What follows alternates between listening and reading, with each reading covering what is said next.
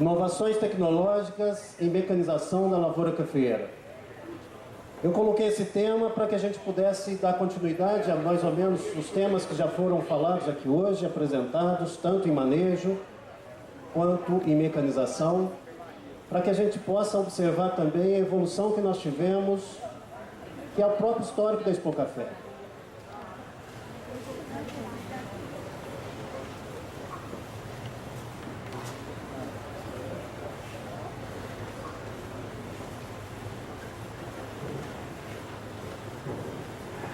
Esse slide talvez já seja uma marca registrada das palestras que eu faço. Eu sempre começo com essa imagem, porque ela nos lembra o quê? A nossa missão.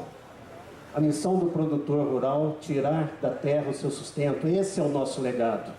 Mas o que eu venho observar e trazer hoje de novo seria um confronto com a tecnologia. O mundo está globalizado, a economia está globalizada, a tecnologia hoje também rompeu fronteiras. Nós temos aí um canal de satélites, do qual nós estamos usando para fazer o que chama-se agricultura de precisão, e agora a gente está trazendo um novo tema, chamando de cafeicultura de precisão, do qual já foi apresentado aqui algumas tecnologias, e sobrou para quem realmente fazer essa opção, o produtor. O mundo está com 7 bilhões de habitantes e nós temos que produzir alimentos para todos esses. O único país no mundo ainda com terras não exploradas para produzir mais alimentos é o Brasil. Que nível de tecnologia nós vamos usar? Não só para o café, para o arroz, para o milho, para toda a agricultura. Nós temos um potencial muito grande. O Brasil é visto realmente como o celeiro do mundo. Se nós ainda não temos um valor agregado ao nosso produto, é falta de comércio, é falta de política de mercado, porque a nossa tributação é muito pesada, a nossa logística é muito cara, mas o Brasil é um país muito viável. Então, que nível de tecnologia nós vamos usar daqui para frente para produzir café? É isso que a gente quer trazer, algumas inovações que possam ajudar o produtor. Eu não sei se vocês se lembram dessa imagem, alguns de vocês devem se lembrar. Isso aí foi a primeira Expo Café, 1998, lá na fazenda do seu Deca Miranda. Isso aí era Expo Café, uma tenda de circo, que é o que a gente conseguiu na época, pelo custo. Estandes sim, mas poucos, alguma coisa em torno de 43 expositores, uma feira que se tornou a maior feira mundial do café. Devemos receber amanhã, em torno de 25, entre amanhã e sexta-feira, 25 mil produtores. Estamos com mais de 160 expositores. Então, quer dizer, conseguimos realmente trazer a tecnologia para o coração do sul de Minas, para Três Pontas, para a região que mais produz café do mundo. Isso é uma satisfação muito grande. Observe o seguinte, esse foi o primeiro material que nós lançamos sobre colheita mecanizada do café, 1998, para acompanhar a primeira feira, que foi em 98. Que hoje seria o quê? Uma cartilha da mecanização. Quando eu abro esse material que eu escrevi, é uma cartilha. Às vezes eu falo, gente, mas como é que é tão simples, né? As informações que a gente tinha eram beabá, perto do que nós temos hoje, perto da evolução que nós conseguimos. Olha só, cenário da cafeicultura em 98. O diagnóstico da cafeicultura do sul de Minas, conforme a FAENG 96, registrava 57% da mão de obra se ocupava só na colheita. Se você tirar pós-colheita, é 54%, isso em 96, o Valmir acabou de colocar aqui. Quando eles tentaram colocar a colhedora em 1982, 3, ninguém queria máquina, porque existia mão de obra, mas em 96 o cenário já era outro. E os cafeitores começaram a se preocupar com quem vai realizar o trabalho. Trabalho é fator de produção, se não tem quem faça o trabalho, como é que você produz? Não adianta adubo, semente, planta melhorada, se não tem quem realiza o trabalho. E o trabalho de produzir café é árduo. Diagnóstico, desafio 2000, que foi realizado em 2000, no sul de Minas, em relação à cadeia produtiva do café, demonstrava a disposição dos produtores da região em adotarem novas tecnologias, sobretudo em relação ao gargalo número 1 do processo produtivo, a colheita. Daí surgiu o quê? O Consórcio Brasileiro de Pesquisas Cafeeiras, para poder trabalhar esse processo, colheita. Posso dizer que não fomos muito felizes em carregar os recursos do consórcio para a colheita. Foi o que menos se pesquisou. Mas estava aí, estava na pauta.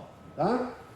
Maior região produtora do país, 5 mil hectares produzindo em torno de 10 milhões de sacas, sul de Minas. O IBGE demonstrava que a cada ano a população mão de obra rural vinha reduzindo, demonstrando um forte decréscimo. Nós começamos a Expo Café nesse cenário, exatamente nesse cenário. Olha o que mostrava os nossos censos. Olha só, 2000, 18% apenas da população do Brasil em atividade rural. Sul de Minas, nós tínhamos o quê? 9%, em 2010, 7%. Um declínio muito grande da disponibilidade de mão de obra. Como é que nós vamos continuar produzindo se não fosse toda a tecnologia desenvolvida nesses últimos anos, principalmente aqui na região?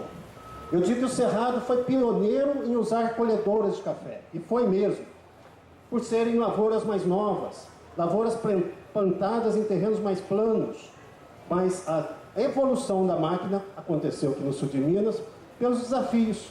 Lavouras mais antigas, plantas mais altas, lavouras desalinhadas, terrenos mais inclinados.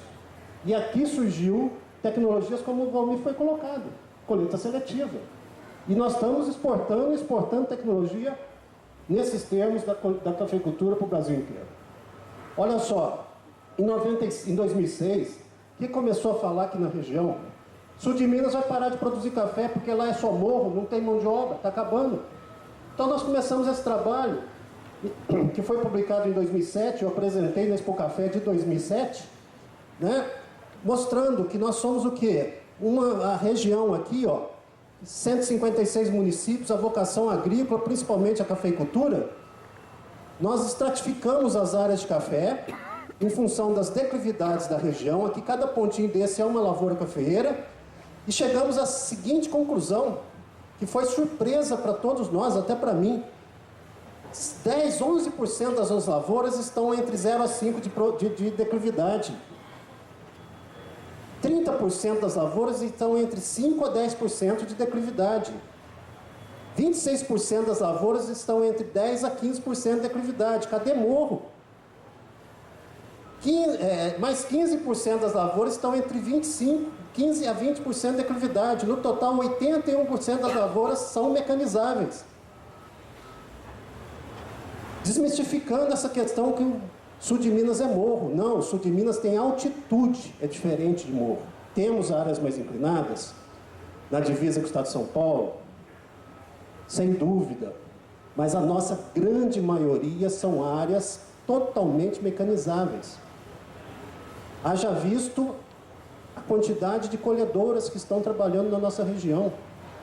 Então, quer dizer, quebrando ideias que teriam talvez diminuído o foco e o interesse das indústrias se eles não soubessem disso. Depois disso daí, gente, tem fábrica de máquina instalada aqui em Três Pontas. Depois disso aí, a Jato, a Case e outras empresas, olha, o sul de Minas é o nosso mercado, sim. Vamos trabalhar, desenvolver tecnologia para essa produção. E assim as coisas começaram a mudar. Fizemos um dimensionamento. Potencial de máquinas da região, 1.350 unidades, foi para passar a colhedora uma vez só. Mas a gente já estava trabalhando em colheita seletiva 2 vezes, talvez 3. Se fosse fazer colheita seletiva em todas as áreas, o que não é simplesmente uma teoria, uma especulação, precisaria 2.250 máquinas para colher o sul de Minas. Nós não temos isso no Brasil ainda. Considerando toda a área de café e todas as máquinas que são comercializadas. Então, quer dizer, é um mercado forte, é um mercado muito potencial e nós temos muito para trabalhar ainda. Mas o que eu queria mostrar, além disso? Colheita seletiva que o Valmir mostrou, tá? Então, eu nem vou passar aqui, eu só vou responder uma pergunta que ele falou. Qual é a diferença entre um e outro? Mas eu quero mostrar o seguinte, esse trabalho que nós começamos com a Jato em 2000, ainda era o Kashima, que estava à frente da gestão de colhedoras, nós conseguimos limpar a planta com 2 passadas, 97% da carga pendente, sobrou menos 3%. E a hora que a gente viu esses resultados que se repetiram por 4 safras lá no Eduardo Nogueira, pronto, Aprendemos a colher seletivamente. A redução de custo na época foi de 62% em relação à colheita manual. Tá, eu nem vou falar de custo mais. Acho que nós não precisamos mais mostrar para ninguém que a colheita tem viabilidade técnica e econômica. Tá aí.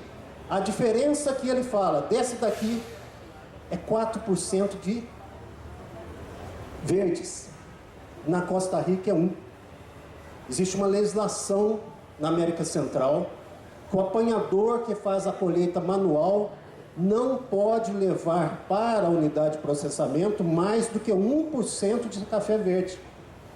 Se tiver mais de 1%, ele tem que ir lá e catar, escolher. Ou então a amostra rejeitada. É lei. Na Costa Rica isso é lei. E assim também o é na Colômbia e demais países que produzem café na região. Então essa é a grande diferença. Tá? Olha só, quais são então as regulagens para a colheita seletiva? Nós começávamos pensando em vibração. Destaquei aqui velocidade, distribuição de varetas, regulagem do freio. Essas são as 4 regulagens para você colocar uma máquina em condição de ter mais eficiência de colheita ou fazer a colheita seletiva com maior eficiência também. Por que eu destaquei velocidade? Quando a gente estava focando a vibração, já que a máquina trabalha sob vibração e o café é derriçado por vibração, nós descobrimos aqui na pesquisa que a velocidade era o parâmetro mais importante. Ele era o fator mais importante para fazer colheita seletiva, e é até hoje. Por quê? Porque o verde, ele solta do ramo, fruto verde, se a vareta bater no fruto. O cerejeiro passa, só com a vibração do ramo ele solta. O seco, ele solta até com vento. Então, qual seria a teoria? A teoria é não deixar a vareta bater nos frutos verdes. O que eu faço? Aumento a velocidade porque a máquina passa mais rápido. Aí nós começamos a preconizar o quê? Velocidades de colheita em torno de 1.600 metros por hora. E nós temos hoje produtor que ainda resiste. Mas como é que pode, professor, uma máquina andando mais, colhe mais? Colhe. O que explica teoricamente isso? Não sei. Não sei, não tem lógica. Você tem uma máquina andando a 1.000, você vibra a planta mais tempo. Teoricamente tem que sair mais café. Você anda a 1.600, você vibrou a planta menos tempo. Teoricamente tinha que sair menos café. Mas com 1.600 sai mais café. A única explicação que eu tenho é o seguinte: aquele empurrão que a planta dá, que a máquina dá, o jogo de varetas dá na planta, deve ajudar a tirar café.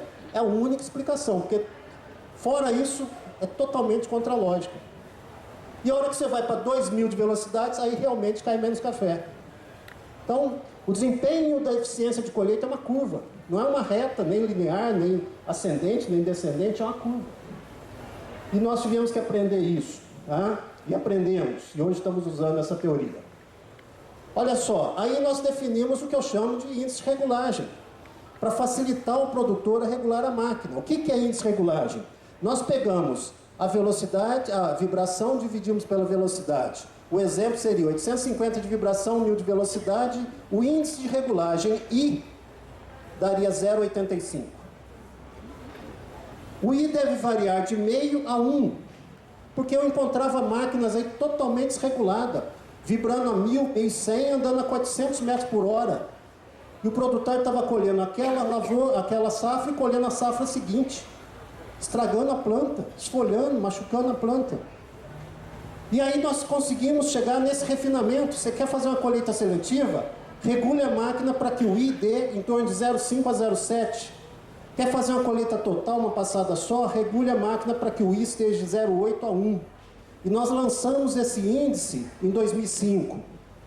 E eu ainda falei assim, gente, experimenta isso aí é uma regressão, isso aí é um estudo teórico. E lá na faculdade, a teoria aceita tudo.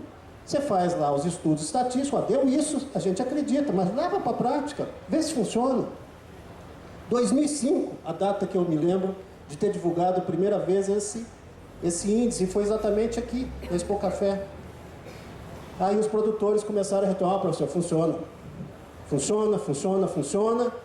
E aí eu arrependi, de ter chamado de índice I. Tinha que ser chamado índice Moreira da Silva, índice Moreira, alguma coisa assim, né? Nome do autor, mas deixa aí, tá ótimo. É índice de regulagem mesmo, tá? Para ajudar o produtor a regular as máquinas. Olha só, avaliação da colheita mecanizada com 2 passadas da colhedora. Esse trabalho aqui foi um trabalho recente. Aquele trabalho que o Valmir mostrou foi em 2000. Nós trabalhamos de 2000 até 2005. Em 2005 nós fechamos o trabalho, fizemos as publicações, valeu uma tese, uma dissertação de mestrado, meu primeiro orientado. Ganhamos o Prêmio de Engenharia Agrícola de melhor trabalho de mestrado no ano de 2006. E agora, recentemente, em 2009, outro grupo empresarial me procura e fala: professor, vamos fazer um outro trabalho também de colheita seletiva? Eu falei: vamos embora. Avaliar a colheita mecanizada com 2 passadas da colhedora em lavoura de segunda safra. Desafio: vamos pegar a lavoura nova? Vamos. E aí nós começamos esse trabalho. Isso aqui foi em Carmo Paranaíba, a lavoura de segunda safra, antes da florada, na florada, depois da florada. E nós começamos esse trabalho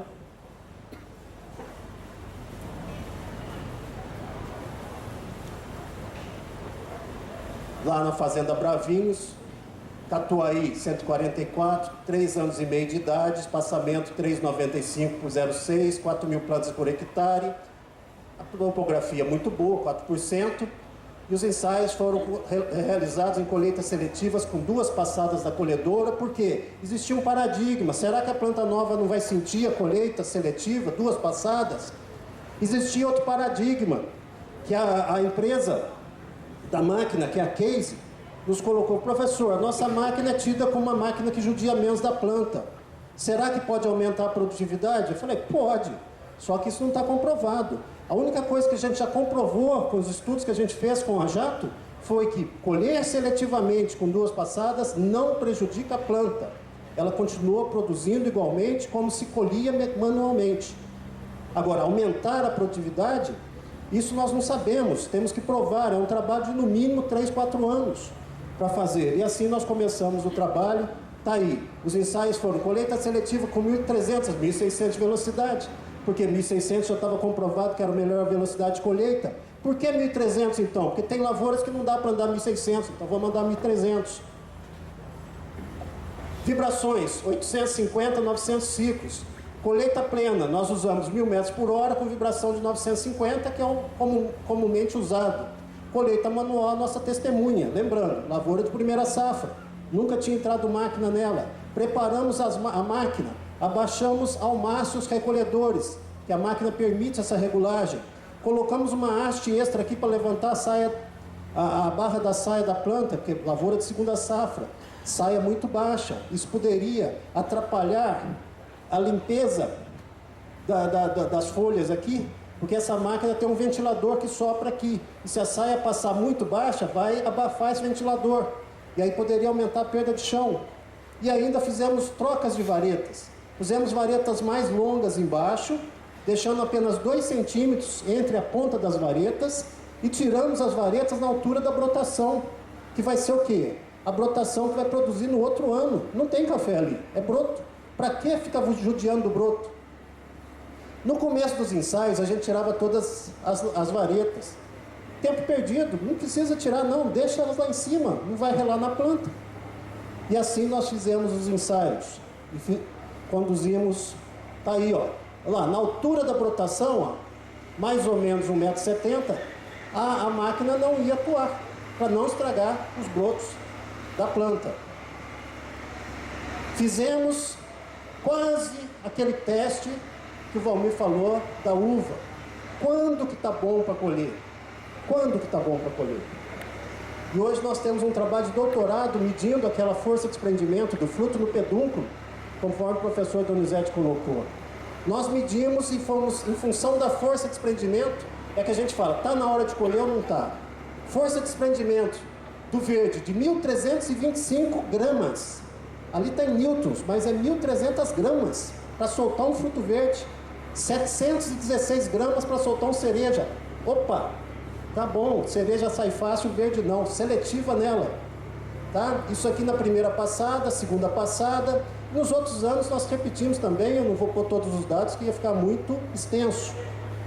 Desprendimento do cereja abaixo de 8 newtons, 800 gramas, é referência para iniciar a colheita. Força de desprendimento entre o verde e o cereja acima de 3, a diferença entre o verde e o cereja acima de 300 gramas, 3 newtons, indicativo de seletiva. Então nós estávamos em condições ideais para a seletiva. E assim começamos a colheita. Vamos lá, aí os ensaios e os resultados. Eu nem vou detalhar todos os resultados. Olha a velocidade melhor, 1.600, 950 de vibração. Na primeira passada, conseguimos colher 45% do que estava na planta, mais as perdas de chão chegou a 55,8%.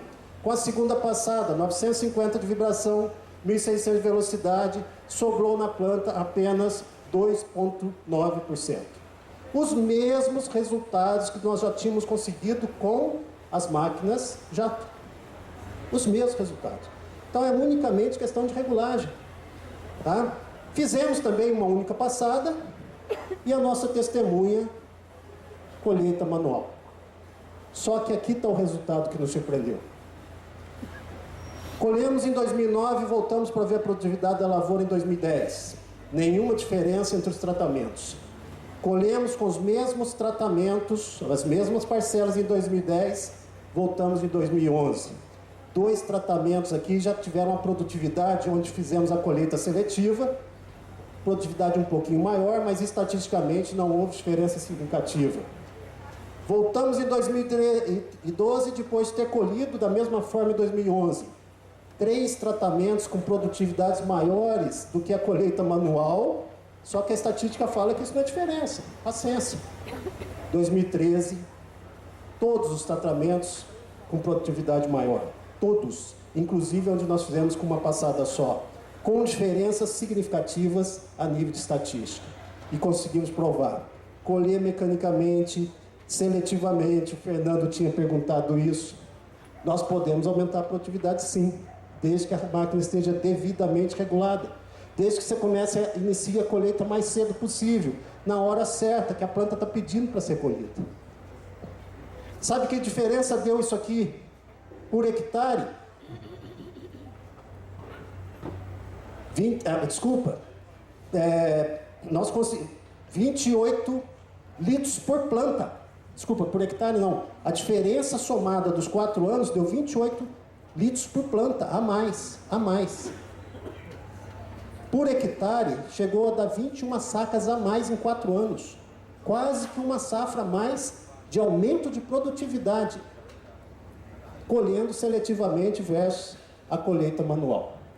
Redução de custo, primeiro ano 51%, último ano que foi 2012, nós tivemos 68% de redução de custo. Nessas lavouras não houve repasse. Não houve repasse. Do mesmo jeito, quando nós fizemos trabalho com a jato, não houve repasse. E a lavoura não teve problema de broca, coisa desse tipo. Então, quer dizer, foi possível fazer esse manejo. Aí, só alguns casos agora de outros autores. Colheita seletiva, isso lá no sul da Bahia. Olha como é que estava o ponteiro da planta. A barra da saia muito verde. Nós passamos a orientação de regulagem, o pessoal preparou a máquina, tirou as varetas na altura da ponteira, essa lavoura também era nova. Olha o que colheu. Aqui na Vitória da Conquista, tá? Região do Planalto da Conquista, o que você tem? Você tem verde e flor ao mesmo tempo. Colheita mecanizadas antes da regulagem da colhedora, volume de verde muito elevado, de chumbinho que ainda não estava formado, grão leitoso.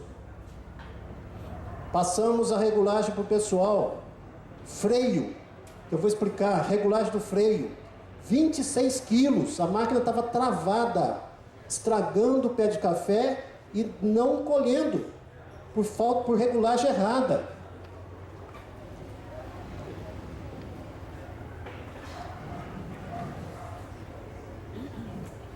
Passamos a regulagem certa para o pessoal. Olha no campo o que encontrava. Freio da máquina travado de 13 a 32 quilos. Olha o que estava fazendo na ponteira da planta. Máquina jato. Com a primeira passada da máquina, estimula a planta a produzir mais etileno, fazendo com que as plantas parem de vegetar, acelerando o término do enchimento dos frutos remanescente, acelerando a maturação dos frutos que se encontram verdes. Olha só, essa planta aqui, ó, você tem verde, você tem cereja, você tem um pouquinho de seco. Nós colhemos ela seletivamente. O que ficou para trás? Só o verde. Olha os ramos onde estava cereja, limpo. Ficou algum cereja para trás? Vai ficar, milagre não dá para fazer, perfeição a gente não tem. Mas a gente está conseguindo fazer a colheita seletiva com muita precisão, com muita prioridade aí em termos... Olha só, resultado da vitória da conquista. Olha o que eles passaram a colher. Que produtor que não quer isso? Numa região onde você tem chuvas durante a colheita. Tá? Aí, a mesma foto que o Valmir fez, só que o cestinho aqui é um pouco diferente. Isso aqui é lá da Costa Rica, isso aqui é nosso. Colhido com a jato. Olha aqui o grãozinho descascado, a mesma foto. Diferença, aqui tem 4% de verde, aqui tem 1%. A hora que eu mostrei isso, no simpósio de 2012, na Costa Rica, o pessoal falou, puxa vida, não tem mais jeito de segurar o Brasil. E o Valmir usou uma frase que eu gostei, o Brasil tem uma vantagem comercial competitiva e sustentável. Eu vou pôr isso no livro. Competitiva e sustentável. E tem. Por quê? Porque nós temos tecnologia e estamos desenvolvendo mais tecnologia ainda para chegar onde chegamos. Influência da regulagem dos freios. Tá? Esse trabalho com o Ronan, meu orientado, ele não pôde vir, ele está prestando um concurso lá na UFLA. Nós trabalhamos com a regulagem da cinta dos freios. Vou mostrar aqui que fica mais fácil. Quais as máquinas que usam cinta? KTR, K3, Matão, TDI, Corvan, Vetor, Montana. É mais fácil é que não usa, que é a Case. A Case tem um sistema próprio que define a rotação do cilindro de varetas vibrando e não usa essa cinta, que é a cinta que nós estamos chamando de freio. Isso aqui é uma mágica para acertar aquele lugar lá. Tá? Fazenda Ouro Verde, município de Campos Altos, usamos a K3, uma área de 4,4 hectares, catuai amarelo, e vamos lá, e a cinta, gente. Essa cinta aqui é composta por 2 ou 4 molas, que vai lá, abraça o cilindro na parte superior onde estão as varetas, e a função dele é frear. Não tem para frear mesmo. Se você não tiver essa cinta, a hora que você livra a vibração da máquina, o cilindro começa a girar sozinho. Como é que você vai entrar na lavoura? Mas não é essa a função do freio, ele tem mais uma função. Ele define a intensidade que a vareta vai bater no fruto. Se você frear muito, você corta essa intensidade, freio. O nome está escrito, freio é freio. Se você deixa ele frouxo, solto, ele fica bamba, a vareta fica boba. Ela vibra, mas fica boba, ela não tem força, que a planta segura ela. Não, o freio é para justamente controlar o grau de vibração. Né? Controlar o grau de vibração. Então vamos lá. Como é que nós fizemos? Primeira coisa, definir uma metodologia. Como é que nós vamos regular esse freio? Então nós começamos a trabalhar medindo 45 centímetros do pé da vareta, tá? E colocando uma balança aqui para ver com que peso a vareta, o cilindro começa a girar, com a máquina desligada. Com que peso ela começa a girar? Porque se eu for lá na cinta só e apertar, medir a deformação da mola, se entrar a graxa na cinta, muda. Começo de safra, o eixo está um pouquinho enferrujado, dali a pouco ele está polido, aí pode cair óleo, a cinta fica bamba, gasta, a mola fica perde a flexibilidade, coeficiente de elasticidade. Então, quer dizer, não tem jeito. Então nós definimos primeiro uma metodologia. E aí tá, puxando a vareta e vamos medir com que força o cilindro começa a girar.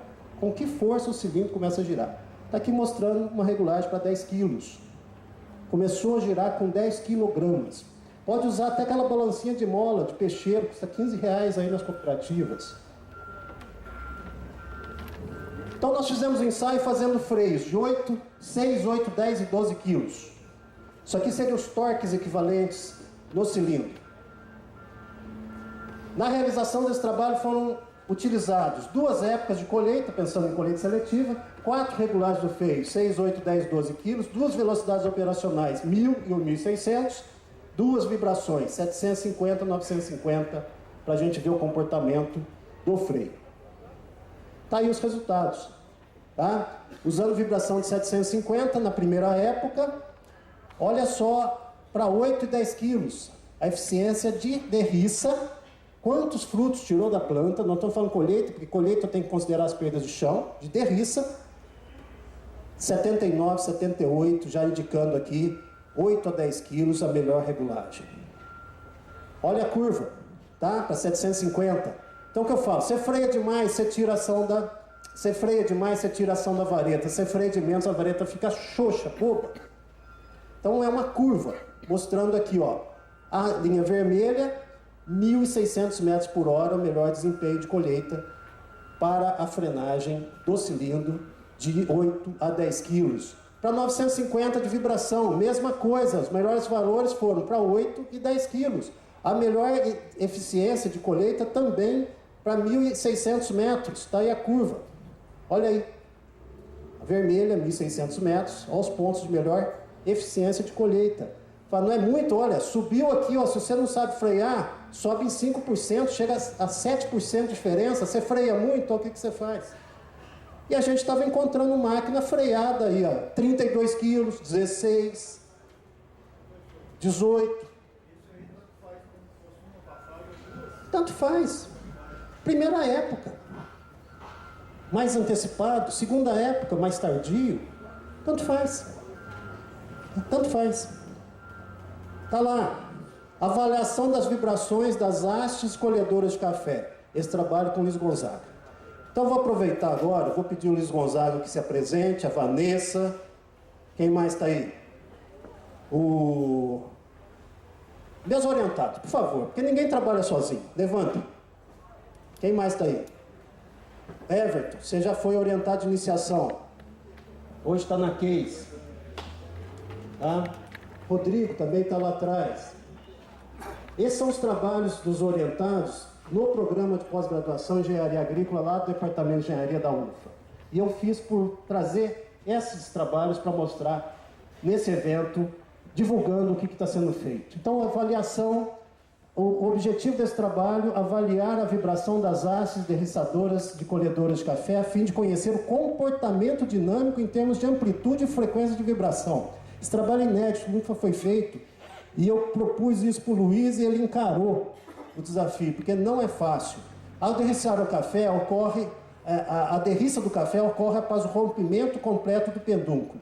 O desprendimento do fruto ocorre quando as hastes da colhedora transmitem sua vibração para os ramos, ou quando a haste promove o contato direto com os frutos.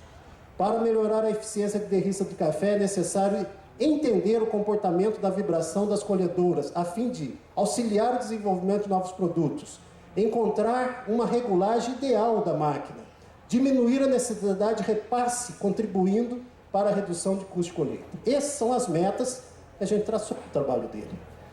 Vamos lá. Colhedora K3, que nós usamos nesse ensaio, tá? Colocamos um acelerômetro na ponta da vareta, em várias posições, tá? O sensor instalado na ponta da vareta, um acelerômetro, a medida das vibrações em 3 eixos, horizontal, vertical e até longitudinal, se tivesse esse movimento, tá? Nos 3 eixos coordenados. Nesse trabalho avaliou-se os eixos correspondentes ao movimento vertical da vareta e horizontal da haste. A gente sempre pensou que o principal movimento da vareta é o horizontal, porque a vareta vibra assim, tá? 3 posições diferentes do sensor, 3 varetas diferentes de 570, 600, 640 milímetros, tá? Colocado aí nas diferentes franjas. Vamos mais. As rotações, fixamos a rotação do motor em 1800 RPM, motor da colhedora, e trabalhamos com as 3 vibrações no cilindro, 750, 850 e 950 ciclos por minuto. Regulamos o freio, 8, 10 e 12. Por que nós pusemos 6? Porque 6 a gente já sabia que era uma regulagem, que o cilindro às vezes gira com 6 quilos. Ele gira sozinho, então normalmente a gente não usa essa regulagem. Seria difícil fazer os testes com o sensor. Então o acelerômetro, ele marca a posição que a valeta está andando. Quantos milésimos de segundo você tomou? Quantos milésimos de segundo para fazer uma tomada? A cada 2.000 pontos por minuto. 2.000 pontos por minuto. O sensor era capaz de captar onde que a vareta estava. Tá? Tá lá. Olha aí o resultado. Olha o comportamento da vareta. Isso aqui, ó, é o traçado dela, onde que ela estava, em cada ponto que o sensor coletou o dado. Para a velocidade, para a vibração de 750 ciclos, 12 quilos no freio, mais freado, ela só tem movimento horizontal praticamente. Com 10 quilos de freio, 800 de vibração, ela já começou a ter movimento vertical também. A vareta está mais livre um pouquinho. Com 950 de vibração e 8 quilos, lembra os melhores resultados de freagem, 8 e 10? Olha o que a vareta faz. Ela faz isso, ela faz uma confusão. Ela encosta muito mais no fruto, no pé do café. Por isso que colhe mais. A hora que eu vi esse resultado, eu arrepiei. Olha com 750 ciclos e 8 quilos, o que a vareta faz? Ela quase que desenha um 8. E aí a gente começou a descobrir que agora, não é o movimento horizontal que define a eficiência de colheita, é o vertical. Quanto mais a vareta vibrar, tiver grau de liberdade na vertical, colhe mais. Então, para 750, que é a vibração menor, eu não posso passar de 8 quilos, senão eu travo a vareta. Refinamento que a gente conseguiu com esse trabalho, que vai para um doutorado agora, para a gente refinar mais ainda. O que nós vamos fazer agora? Nós vamos colocar o acelerômetro na planta, que a gente já sabe o que acontece na máquina. Eu quero saber da planta, o que está transmitindo efetivamente para a planta. É isso que a gente faz na universidade. Os trabalhos que o produtor não vai ter condição de fazer, às vezes nem a fábrica tem tempo para fazer isso. Pensar, estudar e colocar esses meninos para desenvolver tecnologia. Olha aqui esse gráfico. Vibrações de 950, coluna verde, com 8 quilos, em 3 diferentes posições do cilindro, mais alto, baixo, médio e alto. Então com 950, se você frear mais ou menos, não faz muita diferença entre 8 e 10 quilos, você vê o movimento vertical da vareta é o mesmo. Desliga esse trem para mim, por favor. Agora, se você baixa a vibração para 850 e para 750, você diminui muito o movimento vertical se você frear muito. Então, o freio agora já mudou. Já não é 8 ou 10 quilos. Depende da vibração. Se for 750, 8 quilos. Se for 850 ou 950, 8 a 10 quilos. Nós já estamos aprendendo um pouquinho mais para fazer a colheita com mais eficiência e com mais seletiva possível.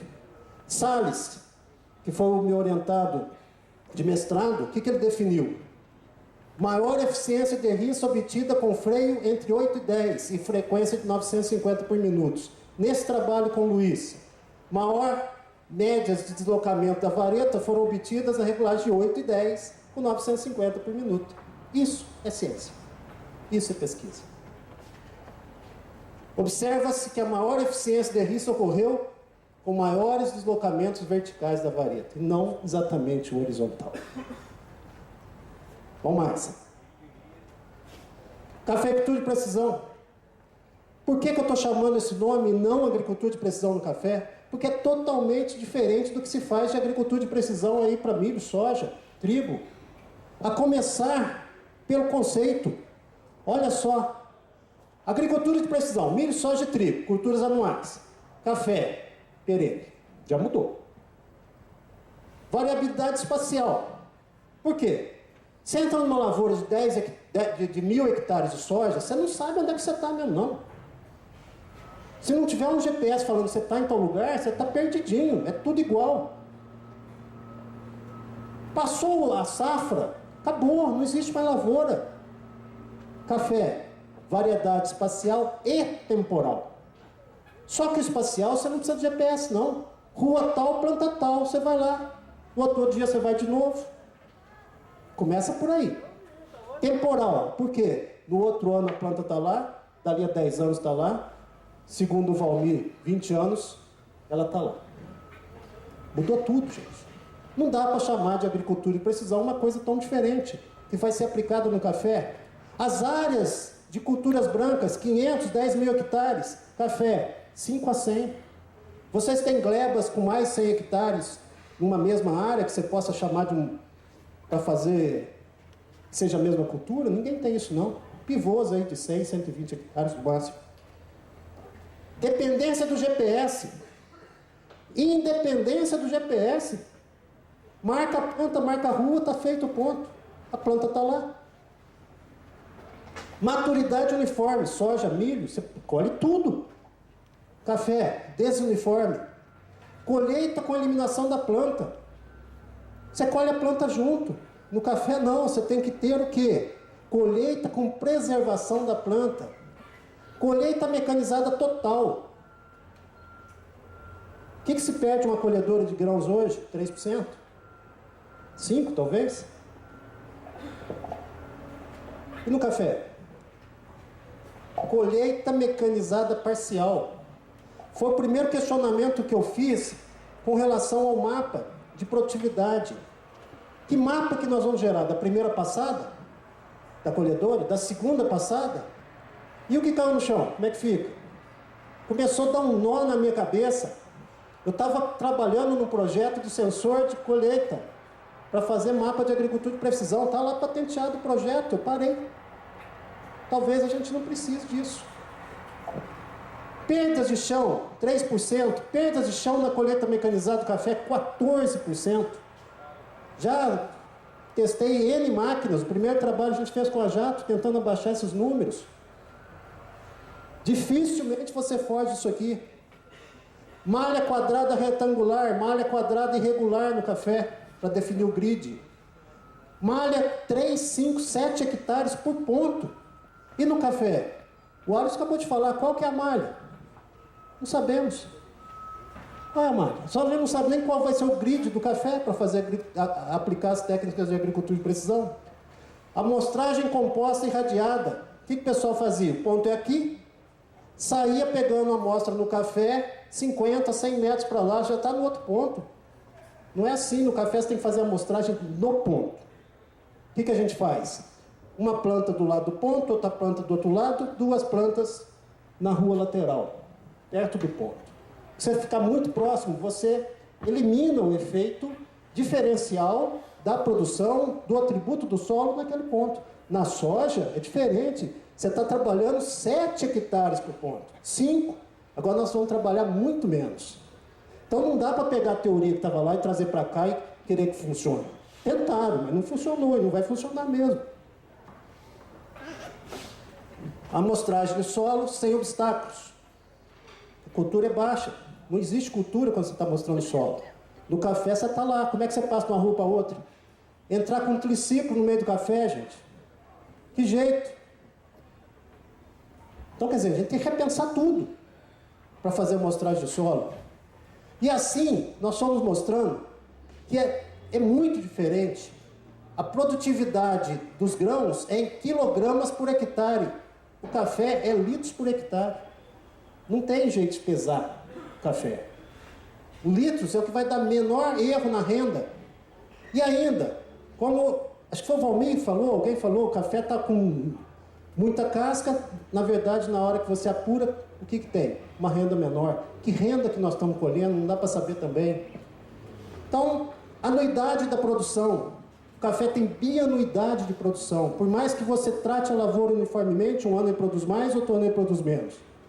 Isso é fisiológico. Não tem jeito de mudar. O que nós conseguimos com a mecanização foi diminuir a bioanuidade, mas ela ainda existe. Tecnologia importada do milho, da soja, e nós estamos trabalhando com uma tecnologia a ser desenvolvida. O livro Cafeicultura de Precisão é o primeiro passo que a gente conseguiu reunir alguns trabalhos para poder pensar no que nós estamos chamando de cafeicultura de precisão. Fatores de produção conhecidos: você aduba a soja, trata a soja, ela é anual, você sabe se ela responde ou não responde. Você faz no café, nem sempre ele responde. Nós temos trabalhos em cafeicultura de precisão que você consegue uniformizar os atributos do solo e a planta não responde da mesma forma, ela continua com faixas variáveis de produção. Áreas produzindo mais, áreas produzindo menos, com o mesmo tratamento. Então nós temos ainda muito para evoluir nesse tema. E aí nós temos um outro trabalho, que é a metodologia para determinar as malhas amostrais. Esse trabalho começou com o Gabriel, e nós fizemos o quê? Qual o tamanho ideal de malha? Então nós trabalhamos com o pessoal da estatística e definimos dois índices. O índice de exatidão, o valor do erro absoluto obtido por avaliação reflete a exatidão que a malha amostral apresenta. Tá, e aqui está a equação do índice de exatidão. E ainda o índice de precisão, também o valor do índice de precisão de 0 a 1, e quanto mais próximo de 1, mais precisa é a malha. Então foi duas metodologias desenvolvidas pelos estatísticos, professor Marcelo de Oliveira, da UFRA, para a gente medir a malha. E criamos o que foi chamado de índice de malha ótima, tá? Que é uma conjugação do índice de exatidão com o índice de precisão.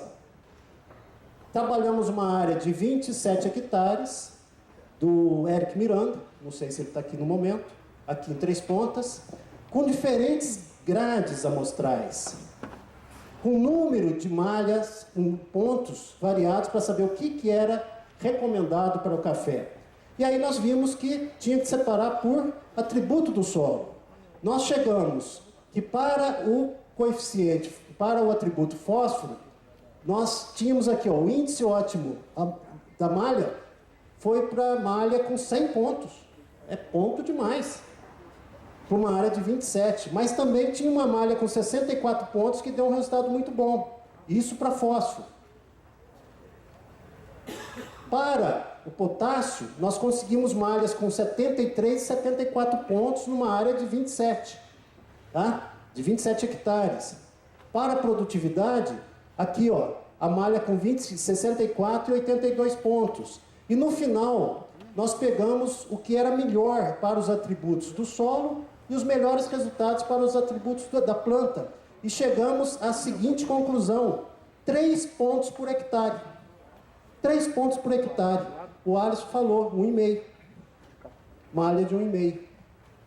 Aí vem o seguinte: pô, mas 3 pontos por hectare pode ficar meio caro, o produtor não querer fazer isso.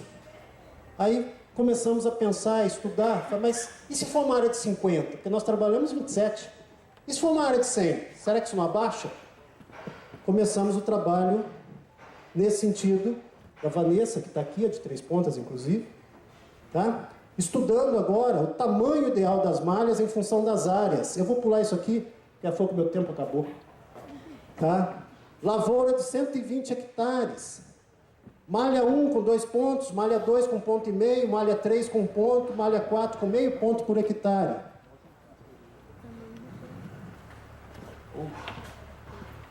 Está aí a lavoura, Monte Carmelo. Por favor, parceiro, cada vez que você fica na frente eu não consigo virar as costas. A definição do projeto era a definição do tamanho da malha amostral em termos de número de pontos amostrais, tecnicamente e economicamente viável, glebas de até 100 hectares. Nós estávamos trabalhando com 115 hectares. Olha só, Ferraz, ele chegou a uma malha com 2,9, 3 pontos por hectare para o fósforo. Tá? A Vanessa chegou a 1 ponto por hectare para o fósforo. A melhor índice IMO. Índice ótimo. Por quê? Porque agora ela está trabalhando com uma área de 112 hectares. Outro resultado, 3 pontos para uma área de 22 hectares, para o atributo potássio, também para o potássio, o melhor índice foi por um ponto. Então nós começamos a descobrir que quando você trabalha áreas maiores, olha só a produtividade, 3 pontos trabalho do Gabriel, ela está chegando a 1,5 ponto para você ter uma malha boa para definir produtividade em 100, 110 hectares. Então nós estamos chegando ao seguinte, olha os mapas que ela gerou.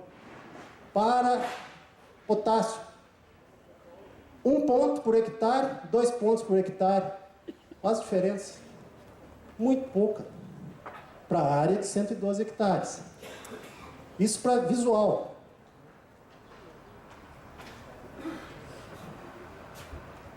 Produtividade, 1 ponto por hectare e malha de 2 pontos por hectare. O que deu um pouquinho menos de resolução foi isso, fósforo, 1 ponto por hectare, 2 pontos por hectare.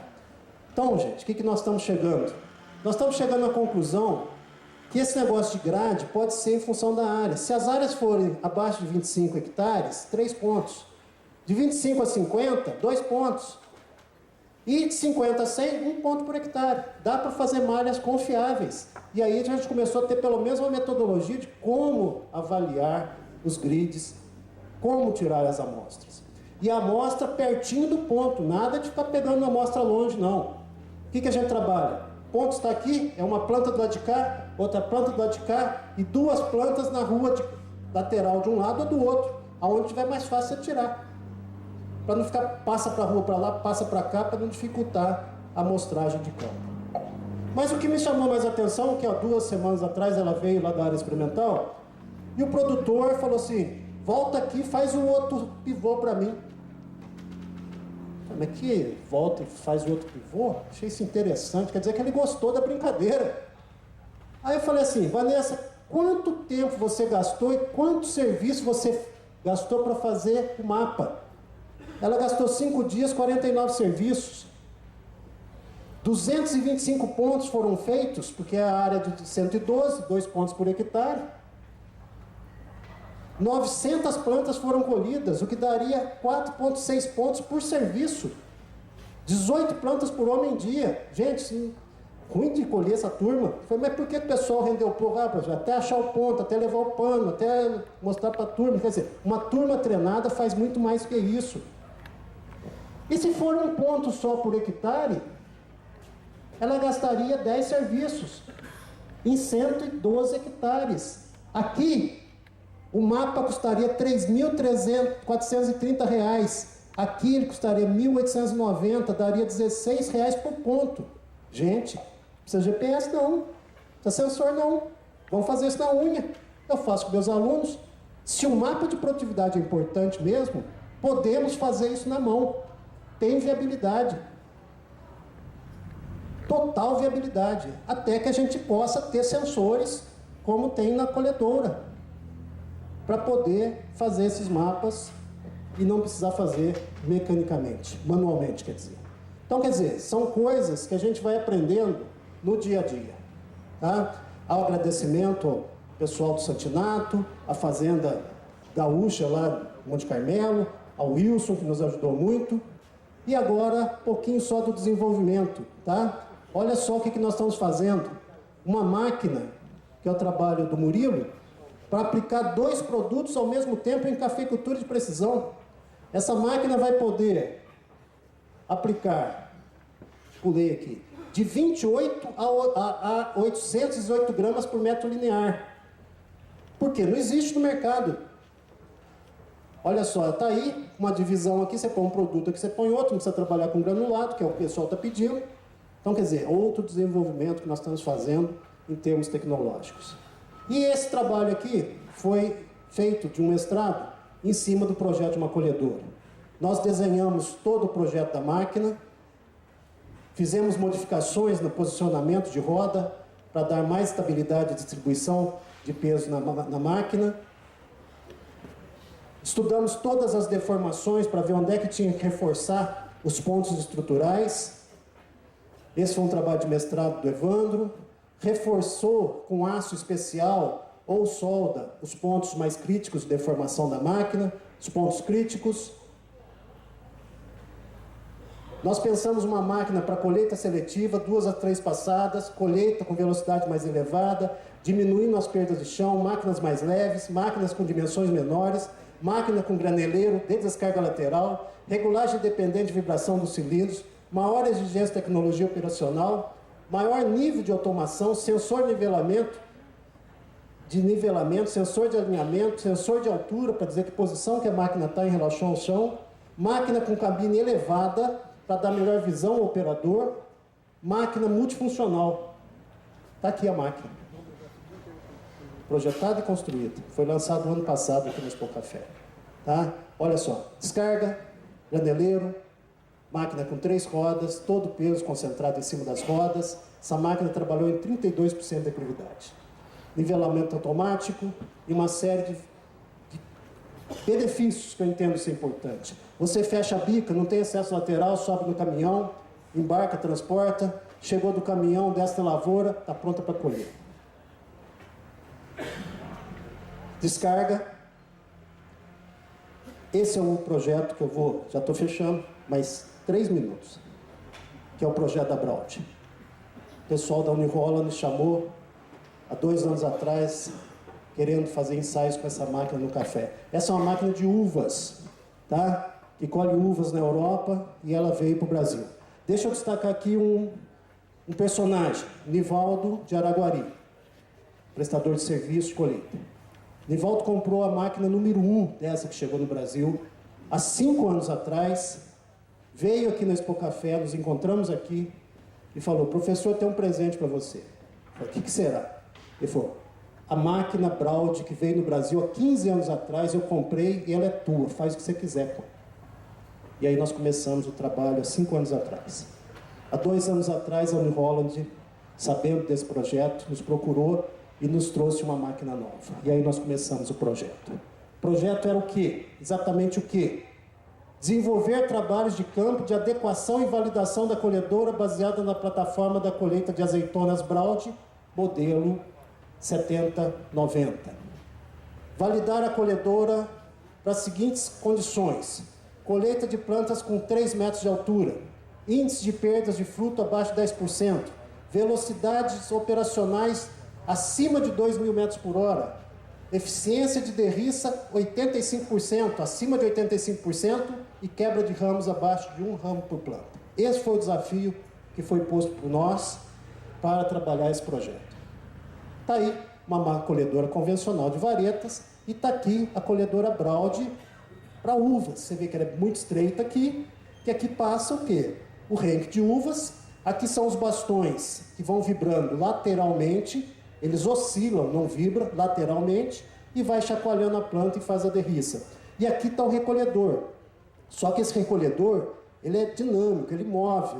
Ele abraça o pé de café lá na frente e vem acompanhando até soltar aqui atrás. Fantástico esse recolhedor. Perdas de chão? 4%. Fantástico. Mas tinha um desafio, fazer ela colher café sem estragar a planta e com aqueles índices de desempenho. Está aí também uma vista mais aproximada dos bastões, agora não é vareta, é bastão que faz esse movimento.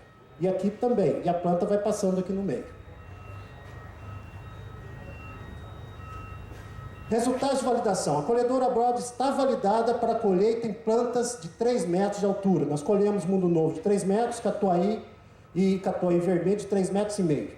Tá? Então, desses ensaios, nós já temos esse resultado. Ela está apta para isso, está validada nesse sentido. Colhedora Braud está validada quanto ao índice de perda, abaixo de 10%. As perdas de chão foram 4,6% para uma passada, 8,08% para 2 passadas. 30% a 40% menor do que as colhedoras convencionais. Colhedora Braud está validada em relação a modificações da abertura da calha de canecas recolhedoras, diminuindo significativamente a quebra de ramos na caixa da colheita. Foi uma modificação que nós fizemos porque aquele recolhedor que acompanha a planta, na hora que ele sobe, ele estava quebrando ramos. Então nós mudamos o projeto, pedindo para abrir a caixa de do recolhedor, e isso deu certo e melhorou muito o desempenho da máquina. Colhedora Braud está validada em relação à velocidade acima de 2.000, podendo recomendar velocidade de até 5.000 metros por hora, sendo muito superior à empregada nas máquinas convencionais. Nós colhemos a 5.000 metros por hora com essa máquina. E ela aceita mais do que isso, só que aí a planta que não aceita. Colhedora Braud está validada quanto à eficiência de derriça, colheita, 85%, com eficiência média de derriça de 85,8% em colheita plena, uma passada só, e 87% em colheita seletiva com 2 passadas, dentro das velocidades operacionais de 2.000 a 3.000 metros por hora, usando vibrações de 450 a 850 ciclos por minuto. Então nós trabalhamos de 2.000 a 3.000, que eu achei a faixa ideal da máquina, e ela conseguiu colher acima de 85% de eficiência de derriça e colheita. Colhedora Braud está validada em relação à desfolha, 380 gramas para uma passada, 527 gramas para 2 passadas, estando similar aos níveis de desfolha das colhedoras convencionais. E também é um valor abaixo da colheita manual. A colheita manual hoje desfolha mais do que isso. Então, com relação à desfolha, sem problema. Outra coisa, ela não tem ponta de vareta para machucar o caule principal da planta, então não tem problema de brotação no pós-colheita, na safra seguinte. Colhedora Braud está validada com relação à colheita seletiva, sendo mais seletiva na velocidade de 2.000 metros por hora, com vibrações de 400 a 450 ciclos por minuto, colhendo em média 51% de fruto de cerejas. Em comparação, sobre a mesma lavoura, a Braud colheu 44% de cerejas contra 39,7% da colhedora convencional, em velocidades de 1.000 a 3.000 metros por hora. A colhedora Braud está validada em relação ao índice de brotação, sendo similar à da colheita manual, porque ela não machuca o calo principal. Índice de quebra de ramos da colhedora Braud continua sendo um ponto limitante, com quebras em torno de 2,6 ramos por planta, estando acima do desejado. Contudo, utilizando a regulagem de 400 ciclos por minuto, na amplitude mínima e velocidade de 3.000 metros por hora, a quebra diminuiu para 1,4 ramos por planta, muito próximo do desejado. Se tudo fosse maravilha, essa máquina seria um desejo de todos nós. Problema, gente, quebra de ramo. E é um problema difícil de ser resolvido. Mas estamos chegando lá. Estamos chegando lá. Olha só o que acontece com essa máquina. Aí são os ensaios, nossa equipe. Tá? Condições de... Acho que eu pulei uma foto, vocês desculpem aqui, exatamente que mostra a quebra. Desculpa, falha minha. Ela quebra o ramo... A maioria das máquinas convencionais, ela quebra o ramo secundário e terciário. A Braud quebra o ramo primário, que está lá saindo para a geotrópica. Isso pode afetar a produtividade. De fato, afeta. Nós conseguimos baixar e fazer ensaios em uma das condições que ela quebrou 0,9 ramos por planta, que foi uma lavoura esqueletada. Surpreendeu, uma lavoura esqueletada, ela quebrou apenas 0,9 ramos por planta. Ideal, você olha a lavoura, não está machucada. E aí eu fui ver o que é. O problema é que a lavoura esqueletada, os ramos estão flexíveis. Então eles são mais maleáveis e quebram menos. Então nós estamos agora testando essa máquina com bastões mais leves, ocos, bastões mais finos, bastões mais curtos, para poder ver se a gente consegue diminuir essa quebra e trazer a máquina para um nível realmente validado em todos os sentidos, tá? Esse é o desafio que nós estamos fazendo agora. Agora, se o problema dela é quebrar ramos, que lavoura é aquela ali? Conilon.